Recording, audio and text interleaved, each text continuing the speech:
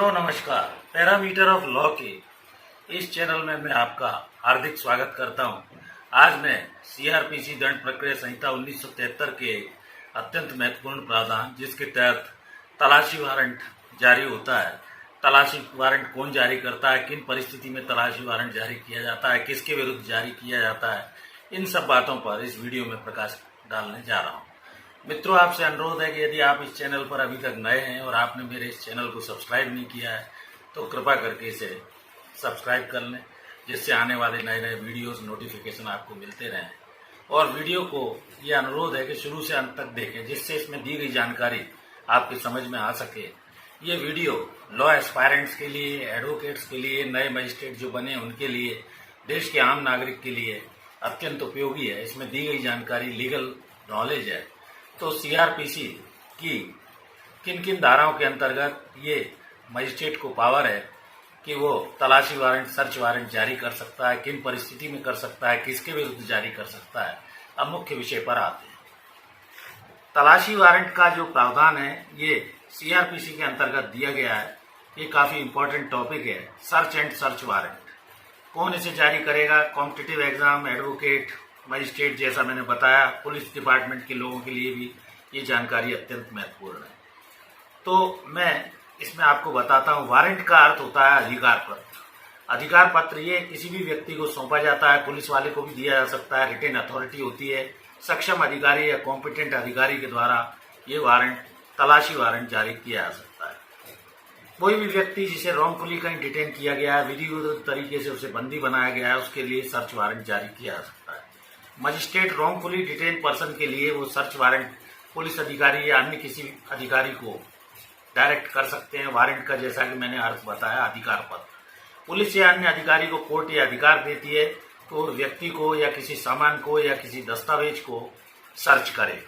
Search warrant made under section 93, 94, 95, 97 इन सब में warrant वो दिखाएगा। पुलिस अधिकारी जो मजिस्ट्रेट के द्वारा जारी किया गया है उस व्यक्ति को जिसके यहाँ तलाशी ले रहा है वो धारा 93, 94, 95, 97 के अंतर्गत सर्च वारंट उस व्यक्ति को दिखाएगा। और सर्च मेड विदाउट वारंट भी कुछ प्रावधान है, जैसे कि 103 धारा है, 153 सीआरपीसी की है, जिसमें वारंट दिखाने की उस अधिकारी को आवश्यकता नहीं है।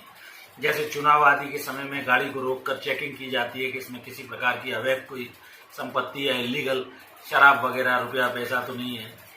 तो इसका purpose production of a document और थिंग, किसी दस्तावेज या किसी वस्तु की तलाशी लेना होता है। स्टोलन प्रॉपर्टी, जैसे कोई कूट रचित दस्तावेज, झूठा कोई फर्जी दस्तावेज बनाया गया है किसी व्यक्ति, उसको भी इम्पाउंड करने या पकड़ने के लिए, किसी प्रकाशन को जब्त करने, देशद्रोह से संबंधित कुछ है, राजद्रोह से संबंधित अपराध है, विधि विरुद्ध तरीके से अनलॉफुली किसी व्यक्ति को डिटेन कर रखा है, जैसा कि रिट ऑफ हैबियस कॉर्पस में होता है। माननीय उच्च न्यायालय या माननीय उच्चतम न्यायालय के समक्ष आर्टिकल 226 में हाईकोर्ट के समक्ष और आर्टिकल 32 इंडियन कॉन्स्टिट्यूशन में माननीय सर्वोच्च न्यायालय के समक्ष रिट जुरिस्डिक्शन है। हैबियस कॉर्पस की रिट लगाकर उस व्यक्ति को जो अवैध रूप से निरुद्ध किया गया है उसे छुड़ाने के लिए लगाई जाती है। तो इस प्रकार कोई भी मजिस्ट्रेट वारंट जारी कर सकता है। उसे दंड प्रक्रिया संहिता 1973 के तहत ये अधिकार दिए गए। कोई भी ऐसा व्यक्ति जिसे सम्मन जारी करने के बाद वो कोई वस्तु या दस्तावेज जो कि न्यायालय के समक्ष प्रस्तुत करनी है नहीं करता है तो भी मजिस्ट्रेट को यह अधिकार है कि वो वारंट जारी कर सकता है।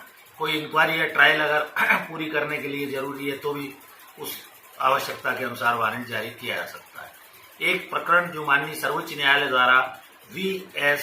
Kuttan Pillai versus Ramakrishna and others में माननीय सर्वोच्च न्यायालय द्वारा ये निर्धारित किया गया कि तलाशी का जो वारंट है वो दोषपूर्ण तरीके से जारी नहीं होना चाहिए, बल्कि उसे मजिस्ट्रेट को अत्यंत विवेक या डिस्क्रिशनरी पावर का सारी परिस्थिति को देखते हुए तलाशी वारंट जारी करना चाहिए। कोई भी मजिस्ट्रेट फोर्स डॉक्यूमेंट है, फर्जी जाली दस्तावेज है या सम्मन होने के बाद वस्तु या दस्तावेज न्यायालय के आदेश के बाद भी यदि प्रस्तुत नहीं करता है तो उसके विरुद्ध सर्च वारंट जारी कर सकता है। लेकिन ये डिस्क्रिशनरी शक्ति, विवेक की जो शक्ति है, ये कानून या विधि के अंतर्गत होनी चाहिए। धारा 94 सीआरपीसी की ये कहती है कि डिस्ट्रिक्ट मजिस्ट्रेट, एसडीएम या जुडिशियल मजिस्ट्रेट प्रथम श्रेणी अर्थात जिला दंडाधिकारी, सब डिविजनल मजिस्ट्रेट या जुडिशियल मजिस्ट्रेट फर्स्ट क्लास में इश्यू ए सर्च वारंट। कोई चुराई हुई संपत्ति किसी व्यक्ति के कब्जे में है, ऑब्जेक्शनेबल वस्तु है उसके कब्जे में है, उसने छुपा ली है, ऐसा एक माननीय सर्वोच्च न्यायालय का मामला हुआ था, Vikas book agency versus state of UP, 1992 का ये मामला था। इसमें भी यही कहा गया कि मजिस्ट्रेट अपनी विवेकाधीन शक्तियां तब प्रयोग करेगा जब उसको रीजन टू बिलीव है, विश्वास करने का कारण है कि इस तरह की कोई घटना हुई है। धारा 95 ये कहती है सीआरपीसी की कि कुछ पब्लिकेशंस को जब्त करने के लिए राज्य सरकार सीधे एग्जीक्यूटिव मजिस्ट्रेट या कार्यपालक मजिस्ट्रेट को ये अधिकार दे सकती है। अगर मामला राजद्रोह वगैरह 124A आईपीसी से संबंधित है तो वारंट इशू, सर्च वारंट जारी किया जाएगा, जिसमें कोई न्यूज़पेपर है, बुक्स है या कोई डॉक्यूमेंट्स हैं, उसे वो एग्जीक्यूटिव मजिस्ट्रेट सीज कर लेगा। धार्मिक स्वास्थ्य को बिगाड़ने के लिए हो सकता है, अश्लील सामग्री कोई ने प्रकाशित कर दी है किसी चीज में, आधारहीन है तो जब्त उसको किया जा सकता है।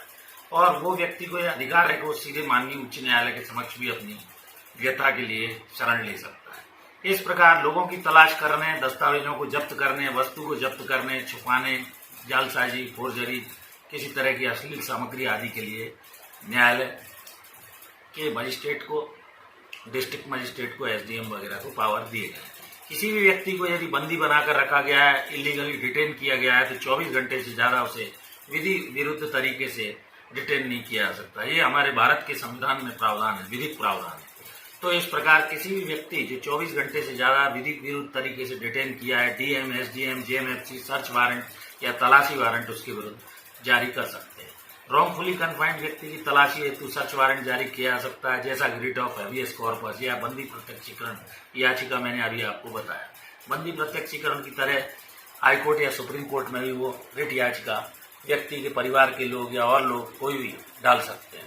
तो इस तरह मैंने सामान्य रूप से इस वीडियो में तलाशी क्या होती है, तलाशी का वारंट किसको जारी, कौन जारी करेगा, क्या उसमें शक्ति है, किस बारे में जारी होगा, ये वीडियो कॉम्पिटिटिव एग्जाम देने वाले बच्चों को, एडवोकेट्स को, मजिस्ट्रेट को, पुलिस डिपार्टमेंट के लोगों को तथा देश के आम नागरिकों को तलाशी और तलाशी से संबंधित वारंट कब जारी करते हैं सीआरपीसी के प्रावधानों के तहत, इस विषय में मेरे द्वारा बनाया गया है। मैं एक रिटायर्ड न्यायाधीश हूँ, आपका मित्र अशोक शर्मा। मुझे इस चैनल पर आपका जो स्नेह और प्रेम मिल रहा है, मैं उसके लिए हृदय से आभारी हूँ। आशा करता हूँ कि मेरे इस चैनल को सदैव की भांति आपका प्रेम और स्नेह मिलता रहेगा। इस वीडियो में आज यहीं तक, कल फिर मिलते हैं नए वीडियो के साथ। Thank you for watching this video. नमस्कार।